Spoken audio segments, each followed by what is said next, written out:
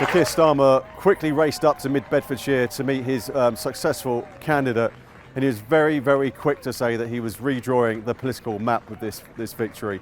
Mid Bedfordshire has not been in anyone else's hands other than the Conservatives since 1931, so that really shows the magnitude of this victory. And if that victory is replicated on a national scale, they should be romping home with a clear majority in the House of Commons this time next year when a general election is expected to be called. Many Conservatives today are saying that the Conservatives need to come up with more policies in terms of tax cuts and more help for motorists. They say many of their voters are switching to the Reform Party, and if you actually look at the breakdown of the votes, the Labour majority in both Tamworth and Mid Bedfordshire was exceeded by that of the votes of the Reform Party.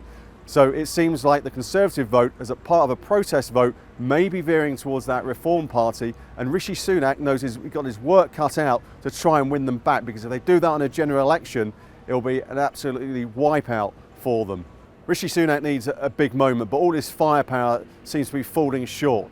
He had the net zero announcement a few weeks ago. He had his big conference speech where he talks about revamping A-levels. He ditched HS2 and brought in Network North. And he also brought in a smoking ban where 14-year-olds today will never get the chance to smoke cigarettes. But it doesn't seem to be enough. Margaret Thatcher had that big moment in the early 1980s with the Falklands War, which really gave her that boost going into the 1983 election.